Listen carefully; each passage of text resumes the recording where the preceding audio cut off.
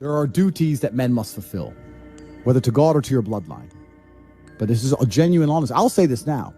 Of those 150,000 people, I guarantee even their fucking living relatives, their living parents aren't even proud of them. Like, the fuck? Your own father's ashamed of you. And you don't even feel fucking motivated to do shit. Chat, y'all think that's true? It's a fucking shame. If you were to go and look your father in the eye and said, you know what? I could have been a UFC champion. I could have been a multi-millionaire. I could have been a race car driver. I could have been a fucking nuclear physicist. Could have done all these things, but I was busy on Pornhub. You think he's gonna be proud of you? Fuck no. Fuck no. And there's men here who will deny it, right? There's men who will go, no, no, no, no. But those are the ones who are most lost. It's the denial that's going to hold you back the most. The people who go, yes, I'm wasting my potential. Those are the ones who have potential. The ones who stand up and go, I am wasting my potential. I could be anything and I am not that yet. They have a chance. The men who go, well, no, actually, I'm fine. They're fucked. They're inside the matrix, fully slave-minded. They're a waste of time. But if you sit there and go, you know what? Yeah, I am wasting my potential. Yes, I can be more than I am. Even if I'm already great, I can be better. As good as I am, I still push myself to the limit every single fucking day. I have every single thing a man could possibly want. I'm still pushing myself. This is your prerogative as a man, but you need to be instilled with a sense of duty to your bloodline. You must want it. You need to want it deep inside your soul. I can't die as anything less than emperor. It's my destiny. If I was depressed, it's impossible. If I was depressed, my life would be, and the day-to-day activities would be exactly the same as if I was ecstatically happy. You wouldn't be able to see a difference. I'd be up at the same time. I'd be in the gym the same. I'd be doing the same shit. Those are my duties my duties to God. How I feel has nothing to do with it. Completely unrelated. How I feel is unrelated to my duties to God. They don't change based on how I feel. They're the same. And they will be completed because I refuse to fail God or my bloodline. I'm telling you, there's how many people in this stream? 188,000, 168,000, whatever. You could take 150,000 of these people and travel back in time and stand them in front of their ancestors and their ancestors who fought fucking saber-toothed tigers or escaped the Mongol hordes or managed to dodge bombs in the Second World War. All the shit they went through just for this fucking cretin to be born. And to look at him, look at who he is, listen to his life story, listen to what he does on a day-to-day basis, and they would feel nothing but fucking shame. Your ancestors did all that shit, all that struggling to survive, hunting and gathering, fucking avoiding enemies, anything it took, dying at age 30 from a tooth infection, all the crap they went through just for you to be born so you could smoke weed and jack off. That's what your ancestors died for. That's what they worked so hard for. That's who you are. That's the end of your fucking bloodline. Do you feel no shame? It's fucking shameful. My ancestors will look at me and think everything we went through was fucking worth it. Your ancestors will look at most of these people, their ancestors look at them and feel nothing but fucking disgust. It's true. That's the beauty about being a man. If you're disgusting, you can change it. That's the beauty. There's nothing stopping you changing it. You're right. And you must accept it. You must accept it first. Most of these people, what they do is they hang around with other disgusting people, and then they're a little group of disgusting people, and they think, well, I'm not disgusting, everyone's disgusting, and this is normal, and it's normal to be a fucking jerk off. Not in my world, it isn't. This is when I was making jokes earlier about predators and prey. In my world, I'm in a world of predators. It's not normal to be a fucking jerk off in my world. It's called being a man.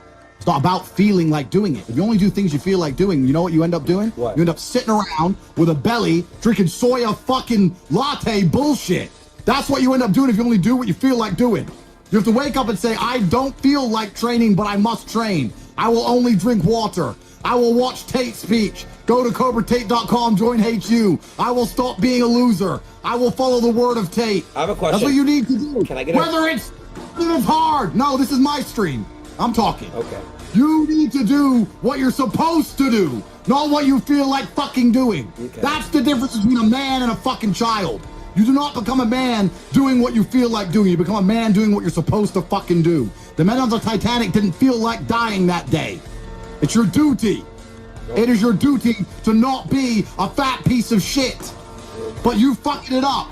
because of a lack of motivation. Nah, bro, what the fuck? You're dead serious. Am I laughing? Do you see any dice? Do you see any dice? No. Do you know why? Why? Because this isn't a fucking game, young man. I'm deadly fucking serious. If you were my son, I would walk into your bedroom and beat the living fuck out of you. In the real world, you need some real lessons, young man. Anyways. You need to fix that. Next time we do the stream, I want to see a six-pack. Okay, I promise, Andrew. You're tired. You don't want to work. You want to go to sleep and just relax. You do it fucking anyway. And sorry to interrupt again, No, but that is the basic, that is the most basic imperative of the masculine frame, which has been destroyed in real time. They are trying to convince you that you should act how you feel. You should show more of your feelings. If you feel this way, you should show it. If you want to cry, cry. Look, I have no problem with guys crying. Sometimes guys cry, right? My dad died, I cried. I've cried once in 10 years, but it's not a default emotion for me. Sometimes you cry, right? But what I'm saying is the reason they're trying to bring out emotionality in you is because of exactly what Myron said. Most of the time, you don't feel like doing the things you're supposed to do. But the true masculine frame throughout history was doing the things they didn't want to do, but they knew they had to do because they had honor and duty. That's what honor and duty means. Do you think the men on the Titanic wanted to stay on the fucking Titanic? No, we're men. We have to stay. We're scared, but we must. It's our duty to let the women and children on the lifeboats. Yeah. This is masculine duty.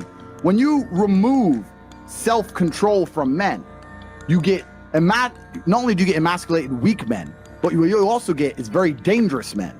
Because the world at large is trying to tell you, just be more in touch with your feelings and everything's going to be fine. Men also have an innate desire, one, for conquest, and two, we have a biological response. We are very predispositioned to anger. You look at all these school shooters and shit. These are men who can't control their emotions. That's all they are. Facts. They have no self-control. And then they go and do dangerous shit. A good man controls himself. I have absolute self-control. If I decide to smash your face in, it was a very conscious decision. Nothing to do with the fact I was angry. If I decide to shoot you in the face, it's a conscious decision. It's the best move on the chessboard. There's no anger involved. You understand? Emotional control is absolutely and utterly important as a man. Now, I'm not saying become a stoic dork, have no personality, be a boring fuck. I'm not saying that. I'm saying that you need to understand as a man, there are certain principles under which you act regardless of how you feel. Bam. If you have a duty to your bloodline and a duty to your ancestors and you truly love your parents, how can you still be staying at home playing video games being a lazy piece of shit? Don't you want people to remember them?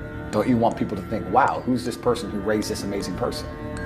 So that in and of itself, it should be endless motivation. If anyone's watching this, if you love your parents, you can't be a loser anymore. Like, otherwise they're going to be forgotten along with you, you know? So, but yeah, it's coming. But we're all going to be forgotten in the end.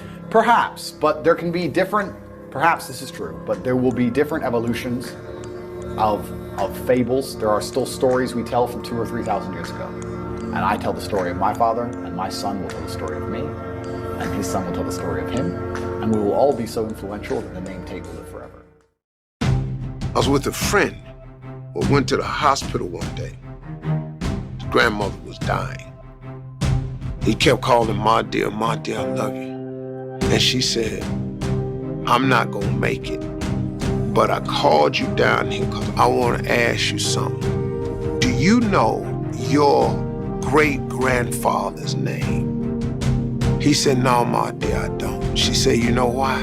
She said, because he didn't leave you nothing. She said, I want you to go away from here, and I want you to live your life so that your children's grandchildren will know your name. And when I heard that, it changed me. I said, wow, I'm gonna start living my life so that my grandkids' kids know my name, then I've accomplished the deal. You meet somebody wealthy, their family at one point was not wealthy, and then the one shows up. One person changes the family tree forever. In my family, I'm the one. And it wasn't because I wanted it or I hoped for it. I fought for it. I want to fight for my family. I want my mom and dad proud of me. I want me proud of me. I want to look in the mirror and be happy with the man I look back at. that he gave it everything, that he went for it. You're the one.